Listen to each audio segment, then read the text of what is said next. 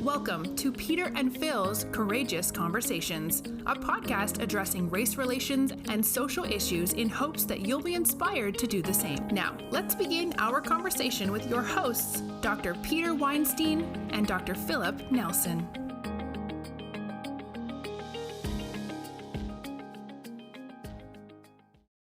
My God, here we are again. Welcome to Courageous Conversations. I'm Dr. Peter Weinstein, and And I'm Dr. Philip Nelson.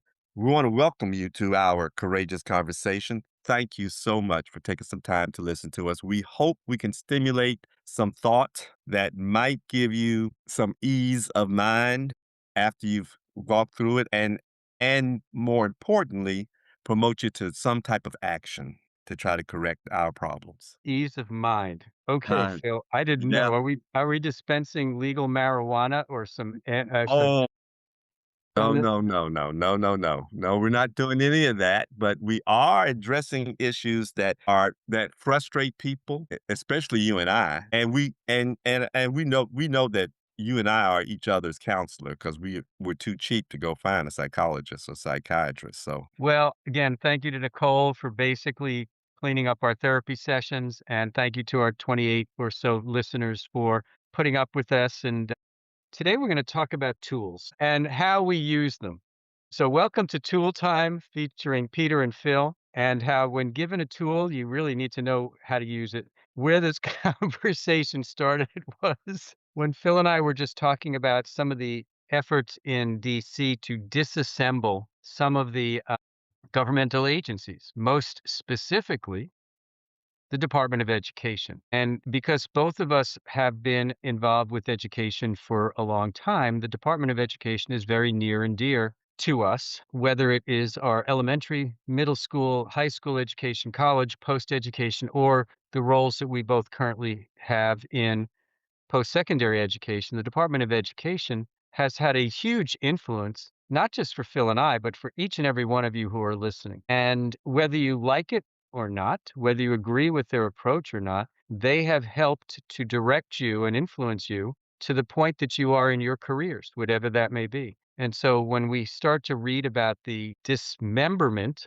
dismantling, the breaking down of the Department of Education, you wonder which tools are they going to use and how are they going to deal with the parts of the Department of Education that they're currently dismantling. So the current leader of the Department of Education as appointed to the cabinet is one Linda McMahon.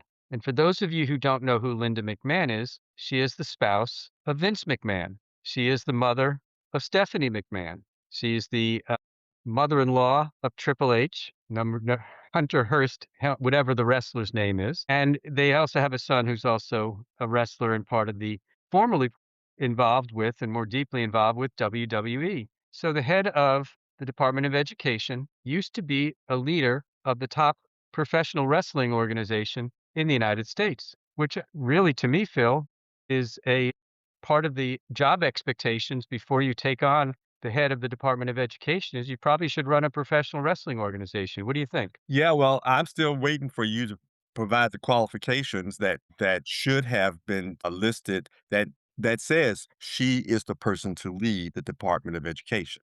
Except that except that we know that's a facetious statement because she was actually asked to wrestle the Department of Education into oblivion, and that is my problem. That is a problem statement in and of itself. Let's look at how at some of our recent history when it comes to education. And I think the most important place I would like to start, of course, for me, Plessy versus Ferguson was probably the key Supreme Court decision that affected my life most significantly.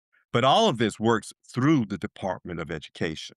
And during World War and before World War II, medical professions were essentially peopled by aristocrats in this nation. This doctors were essentially the legacy of aristocracy. And it was thought that you had, that only rich people had people bright enough to be doctors, etc. And they were disproportionately represented in the medical fields, not because they made their money in medicine, but because they came from money into medicine. And then during World War II, when the Army developed medics, they pulled farm boys into that and trained them as medics. And as a society, we suddenly learned how to democratize medical professions, that you didn't that there were bright people throughout the economic strata of our nation, and that they deserved a chance to become whatever they wanted to be rather than following the lineage of their families, whether they be farmers or tailors or whatever. And in doing so, when our veterans came home from World War II, we were able to, probably because many of them became legislators, the GI Bill was created. And as a result of the GI Bill, we had a democratization of many of our professions, not just medical professions, but all of a sudden we opened the door to many people in order to pay back the debt we owed them through opportunity.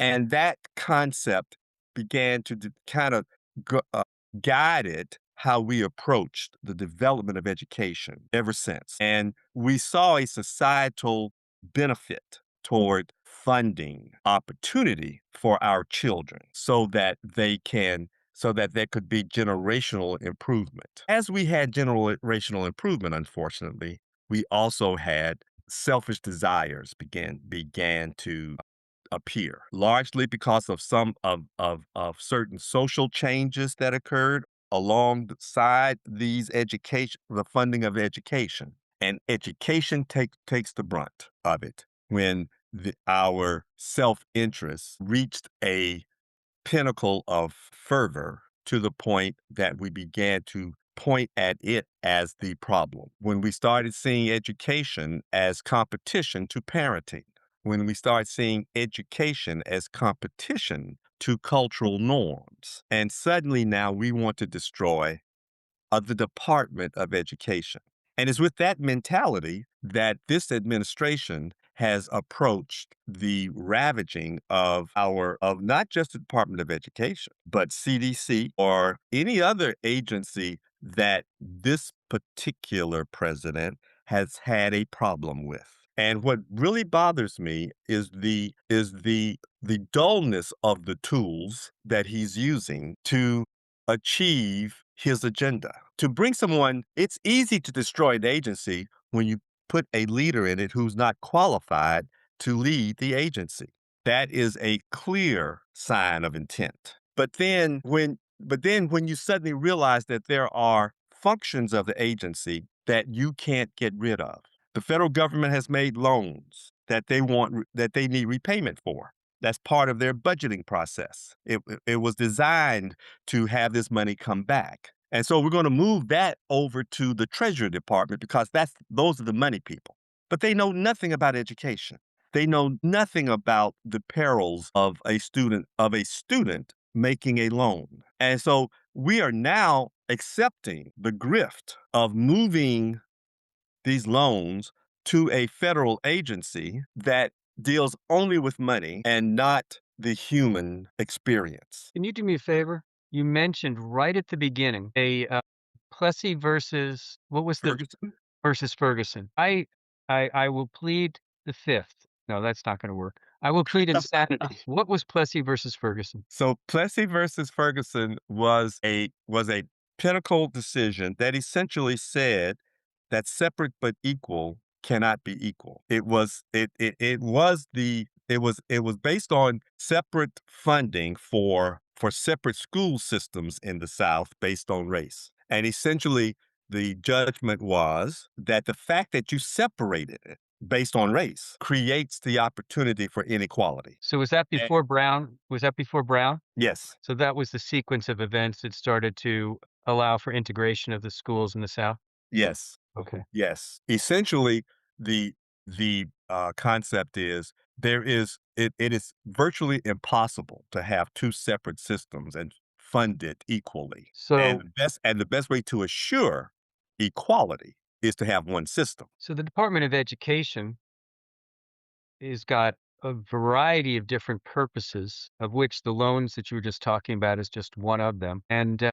But when you're going to dismantle anything, there are various tools that you can use, some of which allow for the pieces to be reused or repurposed, and others which permanently will destroy part of the project or program that you are dismantling. So it looks like they're using a saw, maybe, to carve out the student loan programs, which the Department of Education is overseeing for many millions and millions and millions of graduate and undergraduate students. So those of us who teach will be impacted indirectly by the stress that our students are feeling as they are attempting to get loans at reasonable interest rates and separate themselves between federal loans and private loans. And so the programs that are associated with the Department of Education, which are the federally overseen loans, have been front and center in discussions of things over the last few years. And you go back to the Biden administration, there he actually proposed forgiving, correct me if I'm wrong on this, Phil, but he actually proposed forgiving student debt in the level of billions and billions of dollars, which really never took off. But now we have looked to redirect and rethink the amount and the type of student loans that might even be available, which could have a huge impact, especially when we're looking at tuitions pushing $65,000 a year for professional schools or more, even in some of the private undergraduate programs. I think a friend of mine talked to me about $100,000 tuition for schools like Lincoln, not Lincoln Memorial. Sorry for those of you from Lincoln, Loyola Marymount, USC, etc. So do you think that this demolition of the Department of Education and removement of the loans the loans to the Department of Treasury, do you think that'll have a bit of a impact on veterinary students? Well, I have no idea. First of all, I think the haphazard balkanization of the education department is going to have negative consequences on all students, including veterinary students. But when it comes to professional training, it is not, I don't, it's not the Department of Education. Well, the Department of Education is actually tightening the rules on loans. Forget the loan payment part. Let's talk about the loans that they make in general. And they're restricting the amount of money available for loans, which will in an environment where states are reducing their support of of higher education or politicizing, linking political goals to educational outcomes. All of that is essentially going to restrict the availability of our children's dreams to come true.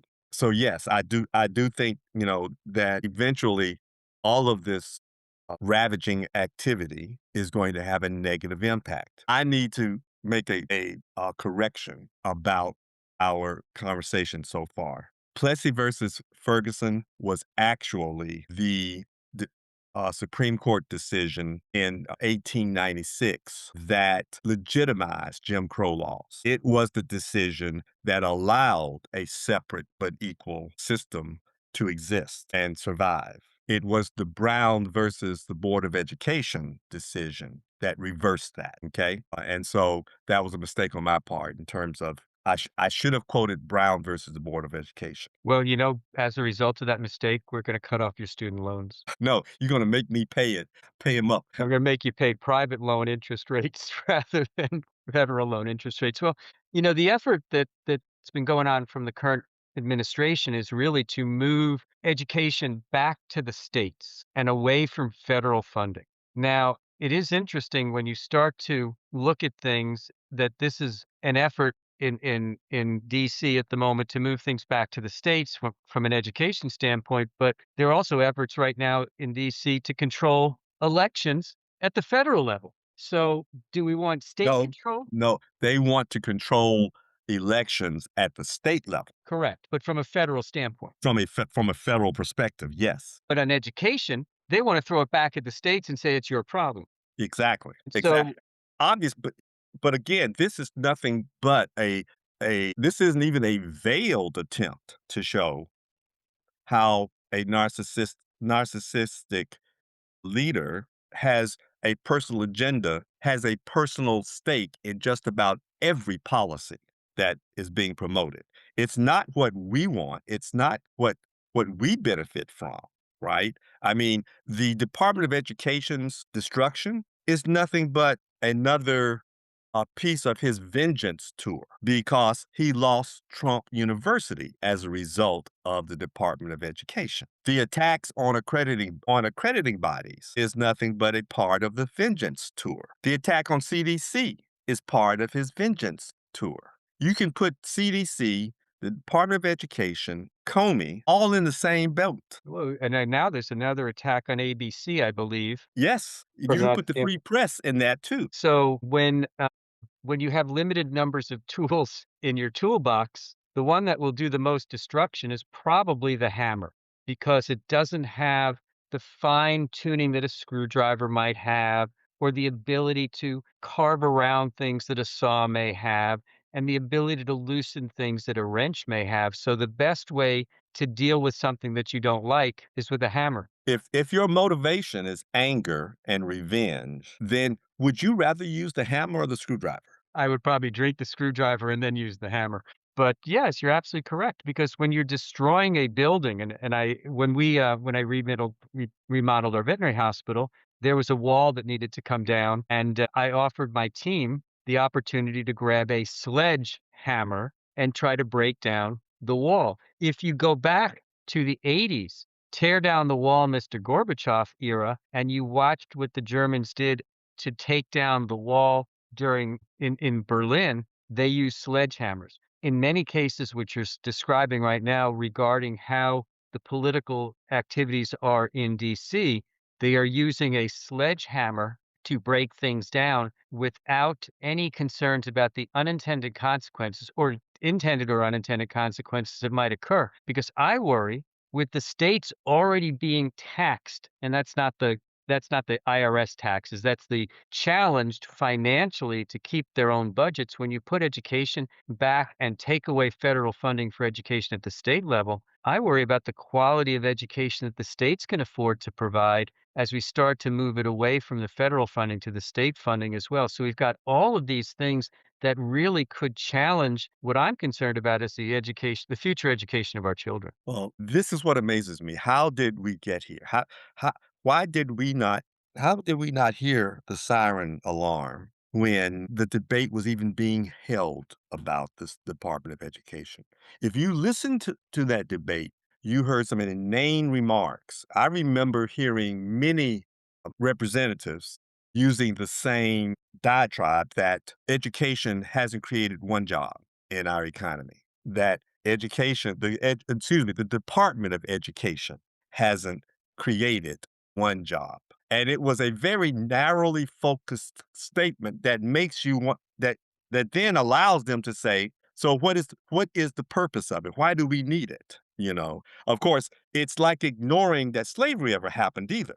It's like saying that you don't understand. First of all, the Department of Education is there to make sure that our opportunities are there and that those opportunities are offered in an equal manner, in a manner that is conducive for the good of society. And to ignore all of the advances that this country has enjoyed because of our advances in education, because of our literacy of our population, I found it difficult to listen to their debates. It was similar to a recent interview on a popular talk show that I can't remember her name now, but and I think it may be the present person who's leading Homeland Security. But anyway, when they asked her about the administration's position on immigration, she said, we just want people to come in the right way.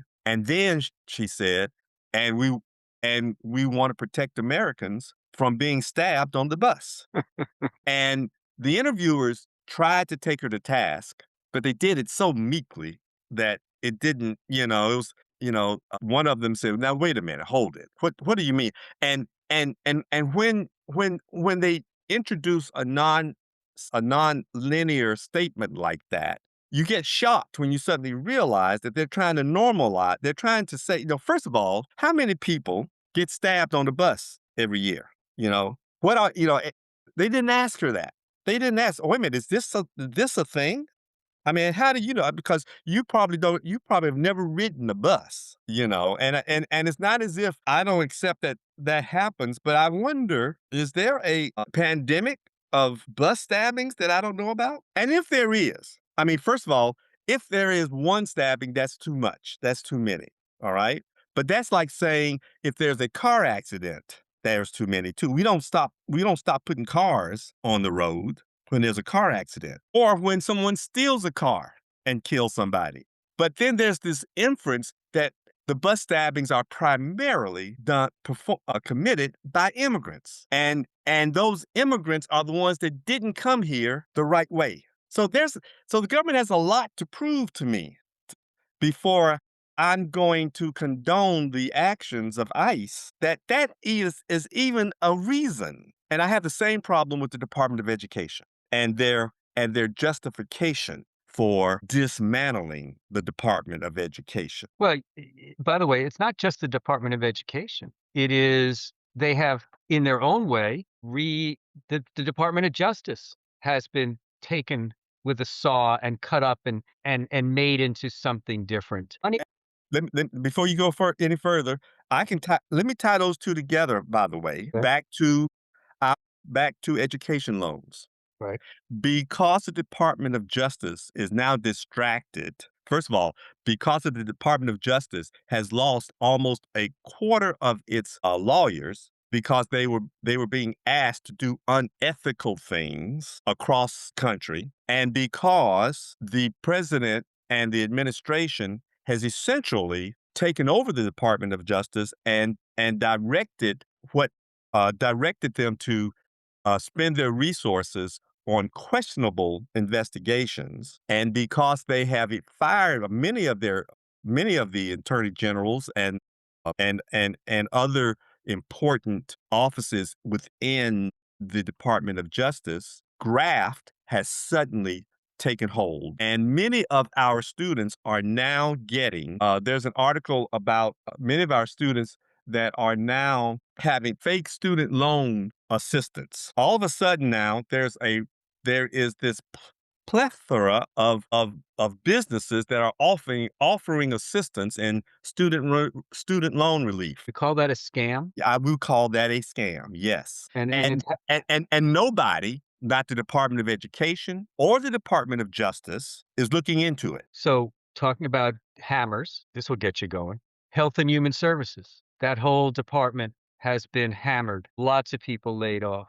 The Department of Agriculture, which impacts this profession, veterinary medicine, directly. So many of the departments that Veteran Affairs, so many of the departments that have been foundational to the United States and its long-term success and respect have had a hammer taken to them and no longer look like they used to do, and as a result, have not been able to function nearly as effectively to deal with the plethora of challenges that keep cropping up. And Well, so, many of these challenges that crop up because the regulations have been removed, or the people who are responsible for enforcing those regulations have been removed.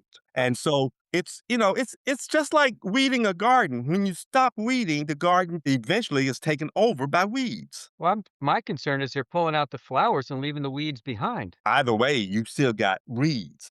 Correct. And we're replacing the flowers with people who aren't qualified to tend the flowers. They're only there because they have pledged tribute to the king. Well, and if we're looking at moving money around from a budgeting standpoint, there has been no shortage of funding for the Department of Defense. And although it has been debated and negotiated, Homeland Security is continuing to get funded. So it is about taking away those departments that do not support the current regime's focus and redirecting the funding to those areas that are deferential to the current way that the government is being operated. This has got to be of concern. It should be. And I think and it is. The question is, what do you do about it? That general concern has always been there. I think our issue though is that when you remove the rails or when you defund, every regulation that we have is there because somebody took advantage of it. This is a coordinated attempt. When you can shoot an American citizen and then control the Department of Justice not to investigate, which happened with ICE in Minnesota. The State Department of Justice in Minnesota is having to sue the federal government just to be able to see the car a woman was shot in, just to be able to see the gun that was used in assassinating Pritzi. When the federal government can be used to obstruct justice to that degree, do you feel safe? Do you feel that we have a Justice Department that you trust? Bill, we've addressed and identified or began to identify the damage that this current toolbox has done and probably will continue to do for the next 2.5 years. So my question is to kind of tie the bow up at the end of the conversation, maybe bad metaphor, but how long is it going to take? And can we recreate and rebuild? And should we recreate and rebuild down the road? Should we use our tools for good to get back to where we were or where we need to be? Or what do we need to do? Because honestly, at some point in time, there's going to be a change in leadership, hopefully. And can we rebuild what's happened? Can we fix the problems that we have newly created? I realize, all sophistry aside here, first of all, we are celebrating the 250th anniversary of this country. And this isn't the first time we've run into challenges as great as this. This is the first time that a president has taken us into war without consulting with Congress I thought it was an excursion. or with the people. There are a lot of firsts here that are going to have deleterious consequences down the road. And it is going to take time to change it or to repair it. And we may come out better on the other end than we were before these attacks, these organized attacks began. And it may be that a generational education is required in order to reset our democracy. I had a conversation with a Gen Xer, and I just happened to, and somehow we touched on politics, and I mentioned that I grew up in a segregated society and that I had not benefited fully from the American dream, but I did, I- but I benefited more than most. But there was a time in my life when I was clearly a second class citizen. But even then, I didn't feel I had to carry my passport around in order to prove I was an American. I was a second rate American. And I was told that I should be proud of that and that being a second rate American was better. I was better than most other citizens of other countries. And his response was telling to me. He said, well, I've never even thought of it that way. And I grew up in the 80s. I was born in the late 80s and I grew up in the 90s. And I'm not aware of those things. And because that's history to me, I am not as empathetic about the potential dangers of what's going on right now. I just know it's off. Well, I think it's important to those people who would like to see this being rebuilt is to start to fill your own toolbox with super glue, gorilla glue, duct tape, hammers, screwdrivers, nails, and other things to rebuild and reimagine and maybe redirect the way we want things to be going forward. Because I do think it's important that we look to how we can rebuild where we're heading towards. And now is a just as good a time as any is to start to build that toolbox up because the better prepared you are, the more likely you can get a quicker repair. And so right now, we've been talking about damages that is being done and hammers and everything else, but tools are also used for building.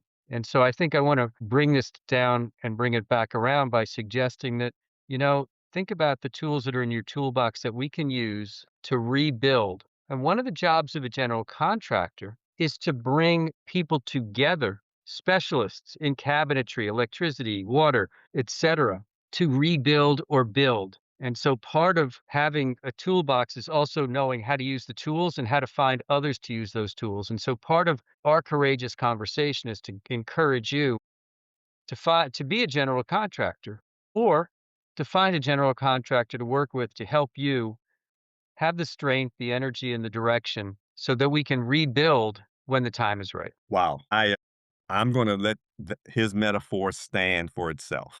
And I got lost in all the tools that he suggested. My main recommendation for a tool is a plan.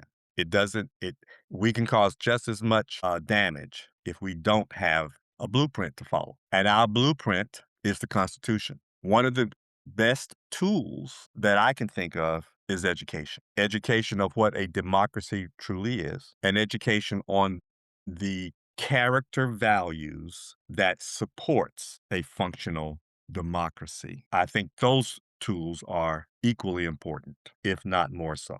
But I would like to offer some sense of solace by saying this.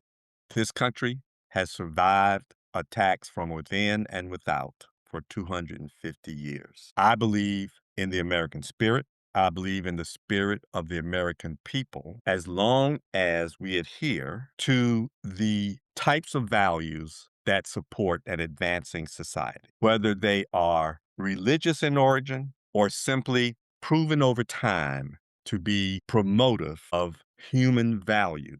You know what they are. And those should be our guiding signposts for future advancement. We can't be too disparage at the damage that we may see or predict. We must focus on the strength of our country, the strength of our character to endure and repair. Peter, I think it's time for a peanut butter and jelly sandwich. I think there's no more funding of food at the schools, so I can't get a glass of milk to go with my peanut butter and jelly sandwich. Hey, thank you, Phil. Challenging topic. I think it's time to look at a blueprint for future success. And on that note, thank you to our listeners. Thank you to Nicole, who is our general contractor. And thank you to Phil. Until we meet again.